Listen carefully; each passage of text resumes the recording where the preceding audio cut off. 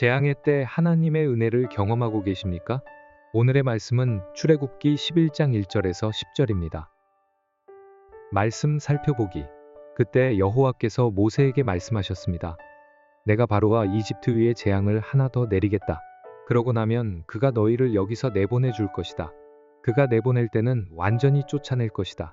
백성들의 귀에다 대고 남녀할 것 없이 모두 자기 이웃에게 은폐물과 금폐물을 빌리라고 하여라.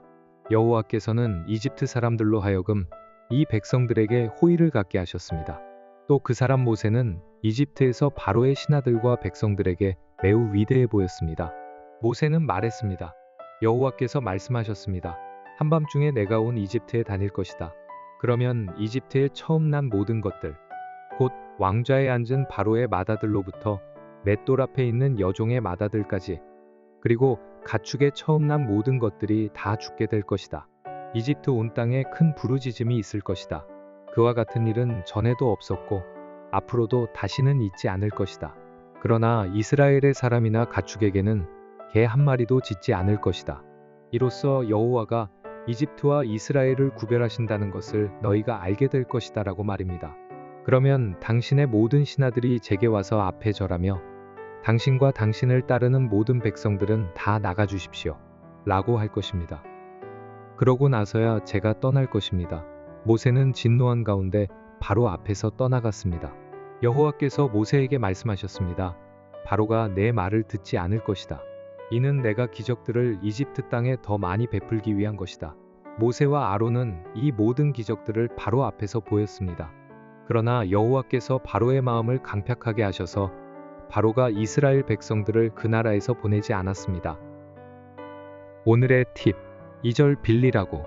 히브리어 사할로 뜻은 문의하다, 요청하다, 빌리다 등의 의미를 가집니다.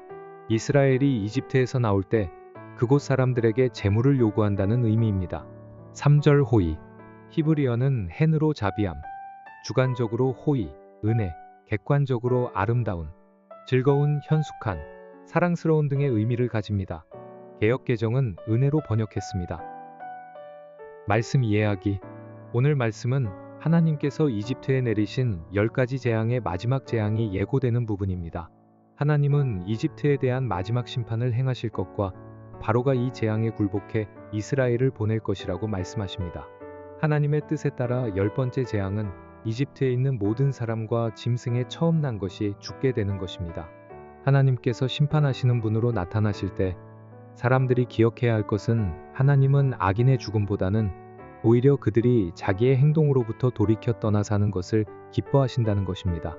하지만 9번이나 경고하시고 심판을 행하셨지만 바로가 하나님의 말씀을 듣지 않자 이제 때가 된 것입니다. 하나님의 이러한 성품을 알고 있던 모세는 진노한 가운데 바로 앞을 떠났습니다. 그런데 마지막 재앙을 예고하시면서 하나님은 자신의 백성에게는 은혜를 베푸십니다. 첫째는 이집트 사람들에게 호의를 입게 하십니다. 그래서 이스라엘 백성이 그곳 사람들에게 은폐물과 금폐물을 요구하고 그것을 얻게 하신다는 것입니다. 하나님은 이집트 땅에서 노예로 대가 없이 노동해야 했던 이스라엘의 몫을 얻게 하신 것입니다. 하나님께서 자기 백성에서 주신 두 번째 은혜는 이스라엘 백성의 리더인 모세가 이집트에서 바로의 신하들과 백성들에게 매우 위대해 보이게 하신 것입니다. 리더가 하는 말의 권위는 중요합니다.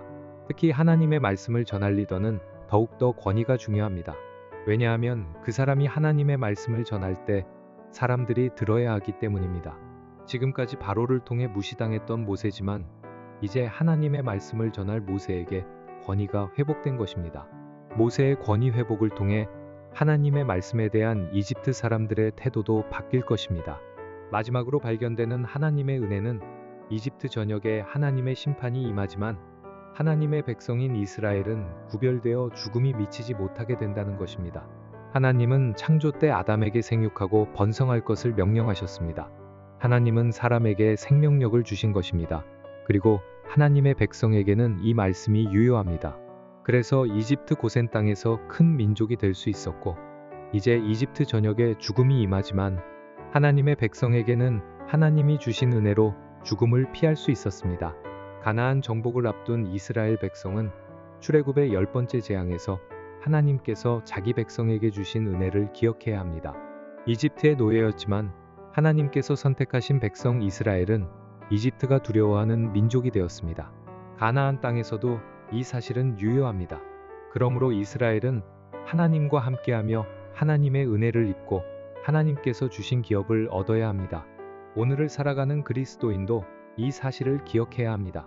자기가 바라보는 자기 모습이 진리가 아니라 예수 그리스도의 십자가로 하나님의 자녀가 된 나에게 하나님의 은혜가 있다는 사실을 기억하며 하나님의 뜻을 드러내야 합니다.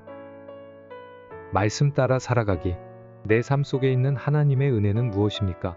하나님의 은혜를 기억하며 하나님께서 나에게 주신 비전을 성취하기 위해 오늘도 노력합시다. 말씀대로 기도하기.